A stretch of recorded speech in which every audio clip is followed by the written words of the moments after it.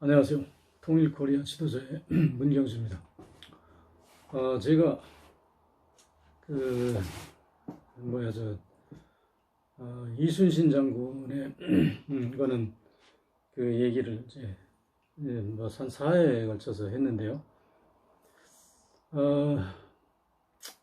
결국은 우리 어느 민족이든 자기 국가가 튼튼해지기를 원하고, 그 튼튼해지는 데 있어서는 국민 각자가 어떤 몫을 해야 되겠다는 얘기보다는 누군가가 나와서 나는 가만히 있고 내 안전과 국가의 안위를 지켜줬으면 하는 그런 어떤 바람이 있죠. 이거는 사실은 저는 좋게 보지 않아요. 나쁜 생각이라고 생각하는데, 이 국민 각자가 자기 몫을 다해서 자기의 안전과 자기 나라를 좋은 나라로 발전시키는 원동력이 되어야 되겠다는 생각이 맞는 것이지, 어떤 특정한 영웅이 나타나서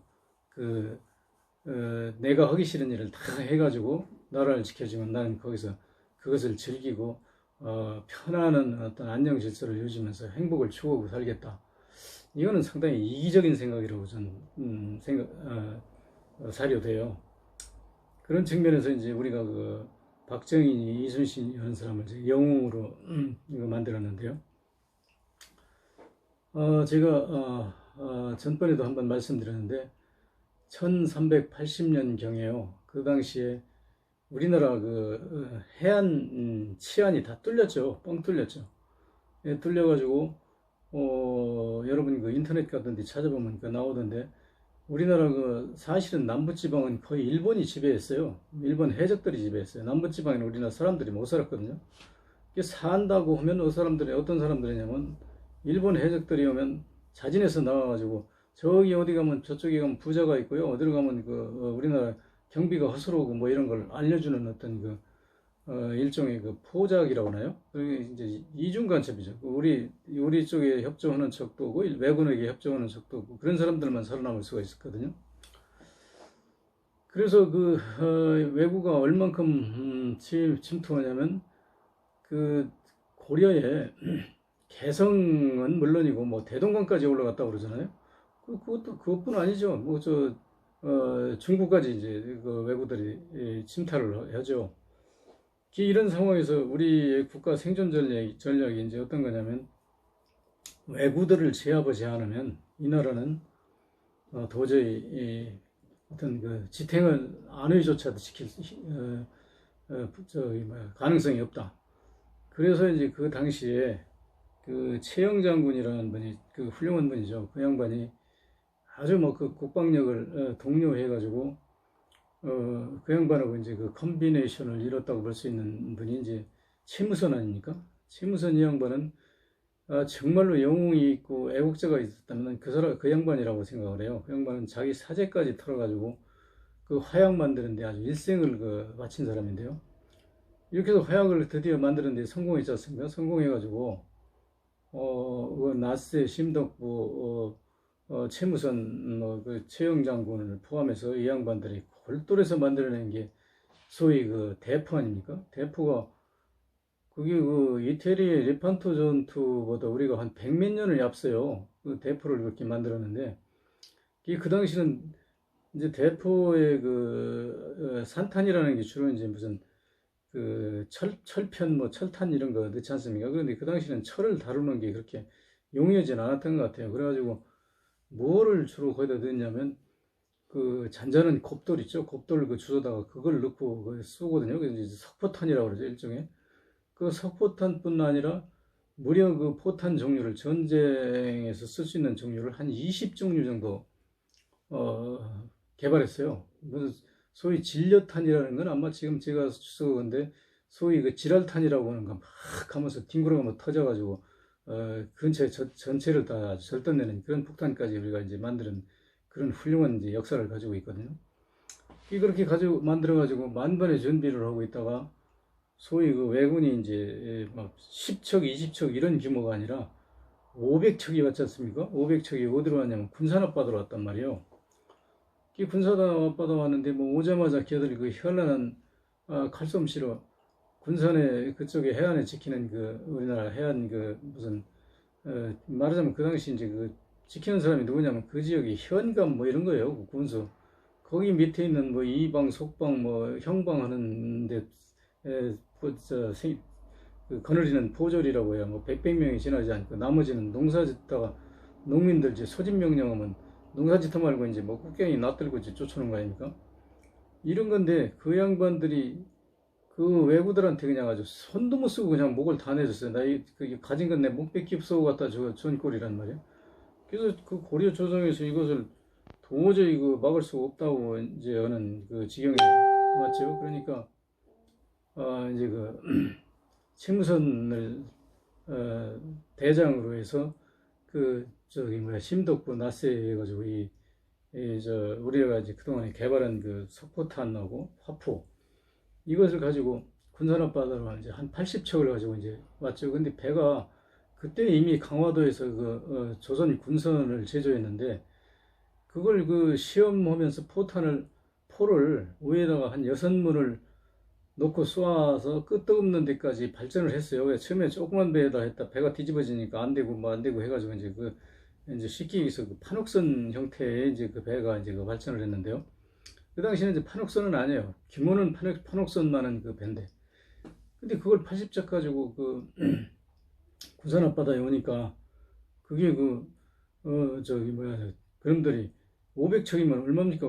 그놈들이 그건 세부끼니하고 좀 틀린 배예요. 좀 큰 배예요. 그러니까 한 100명씩 탔다고 그러면 얼마예요? 그게? 500척이면 10척이면 1000명, 100척이면 10,000명. 근데 100명은 안 탔겠죠? 뭐 한 4, 50명 탔다고 쳐도 하여튼 한 약 10,000에서 20,000명 정도 온 것 같아요. 그놈들이.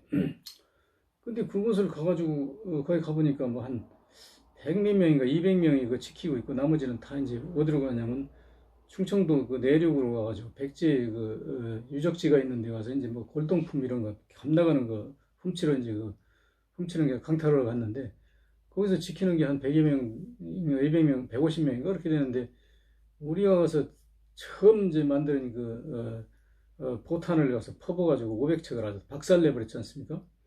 이 박살내가지고 이제 그게 소위 그 진포대첩이라는 건데요. 그래서 그 얘기가 굉장히 길어요. 그래서 그건 나중에 마지막 얘기는 그렇게 할 거고, 하기로 하고.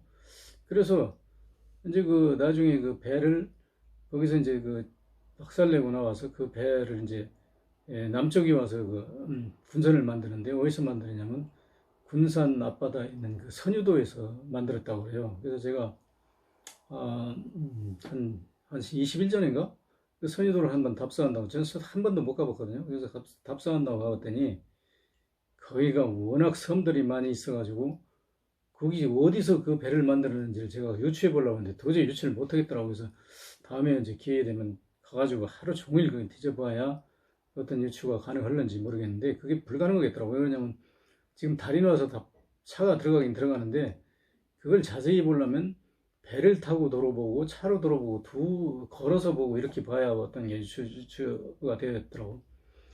그래서 내가 그걸 왜 보려고 그러냐면 그 명량해전을 치르고요. 이순신이 거기까지 도망가지 않습니까? 20 며칠 걸려서 이제 선유도에 도망가서 11일 동안 거기 숨어 있었는데 그 이순신이 했던 그 도망다니는 데는 아주 대한민국에서 그 도망다니는 영웅인 것 같아요. 거기 가서 보니까 정말 그 요새더라고. 거기서 숨어 있으면 일본인들이 찾기 힘들어. 그리고 공격해와도 섬이 많으니까 이쪽으로 도망갔다 저쪽으로 도망갔다 하면 우리가 100번 유리하고 우리 그 판옥선이 도망갈 필요도 없어요. 이순신이 워낙 그 비겁한 놈이니까 잘 도망가지. 그리고 그 당시 도망가는 거는 13척밖에 없으니까 배가 숫자적으로 13니까 이제 도망가죠. 근데 그 13척까지는 좀 위험하긴 해요. 왜 그러냐면 적어도 일본군들하고 싸우려면 한 50척에서 100척 이상만 되면요. 일본 놈들이 100척 아니라 1000척이 와서 우리한테 다쳐요. 왜냐면 판옥선이 그만큼 단단하거든요. 근데 그 판옥선이 어디서 만들었냐면 거기 그 선유도에서 만들었어요. 그러니까 본래 강화도에서 만들던 배는 판옥은 아니고 그냥 이렇게 일반 배를 만들었는데 왜 그 판옥선을 만들었냐면 이제 그게 임진왜란을 뭐 꼭 대비한 건 아니지만 외구들이 오는데 그놈들이 활 뭐 이런 거 이제 총까지는 생각을 안 했지만 쏘지 않습니까? 쏘면 그게 이제 판때기로 막았으니까 절대 그놈들이 못 오죠. 그리고 이제 그 판벽을 들은 이유가 왜군들이 칼솜씨가 현란하니까 그냥 배 펄쩍펄쩍 뛰어 건너오면 뭐 우리 조선수군은 그냥 당해요. 걔들 칼싸움에서는 우리가 아주 몇 수 아래이기 때문에. 그러니까 우리가 그 이제 판옥을 쳐가지고 그걸 아주 튼튼하게 한 거죠. 그래서 그 군산에서 이제 그 배를 만든 목적이 두 가지가 있다고 그래요. 그 이제 강화도에서 할 때는 그 인천 앞바다에 있는 그런 배, 거기 연안에서 이제 활동하는 배를 중심으로 해서 만들었는데 그 배가 이 남쪽에 내려보니까 파도가 세가지고요. 그 배가 틀려요. 그러니까 그 당시에는 지금 조그만 배들을 가지고 상대하니까.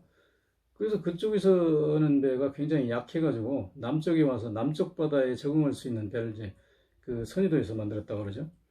그래서 그 선유도에서 만들어가지고 결국 이제 그 판옥선이 이제 거기서 완성된 걸로 보는데 그 이순신이 뭐 지가 만들고 어쩌은 거는 거의 다 가짜고요. 이순신이 진짜로 한 거는 뭐냐면 거북선 위에다가 그 쇠못을 박는 그 개판을 덮는 거. 그거는 진짜 이순신이 했어요. 그리고 판옥을 좀 정비는 했겠죠. 그렇지만 진짜 판옥은 그 군산 앞바다 그 선유도에서 다 옛날에 군선을 만드는 데서 다 그 개발된 거고 이순신의 그 뭐야 일기에서 나오는 그거는 상당 부분 이거 뻥이고 뭐 그 예를 들어서 쉽게 얘기해서 어디다 못 하나 박아놓고 못 100개 박았다고 하는 거 같은 그런 식으로 그 뻥튀기 해놓은 것이고 실제로는 그 이제 고려에서 개발한 그 판옥선을 이제 조선에 와가지고 끊임없이 이순신하고 상관없이 이제 끊임없이 그 개발했죠. 지금 예를 들어서 우리가 군함이나 뭐 소위 그저 뭐야 요즘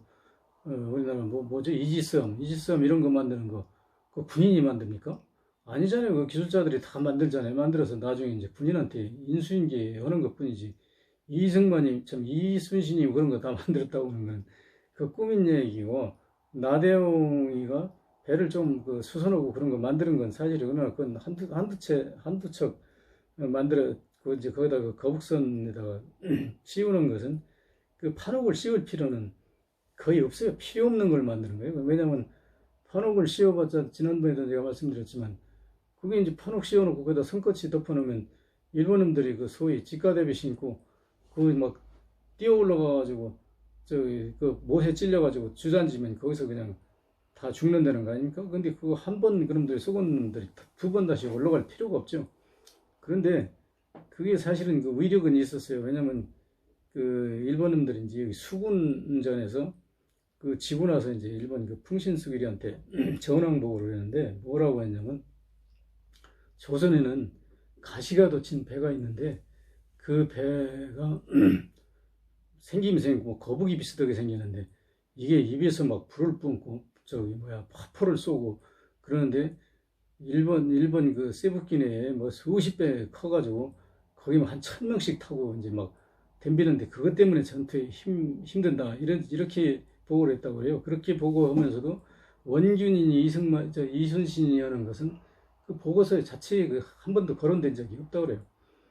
그러면 그 풍신수길이 입장에서 이제 그래서 이제 그 힘드는구나 하는 건 느꼈겠죠. 근데 그 이제 뻥이죠. 그 뭐 거북선이 우리가 뭐 몇천 명 타고 그런 건 아니잖아요. 거북선이 그 최대가 180명인가 탈 수 있는 거거든요. 이게 일본 그 세부키네나 이런 거에 비해서는 굉장히 크죠. 그러나 일본 그 아다케라고 하는 것은 한 80명 탈 수 있기 때문에 세부키네보다는 좀 크죠.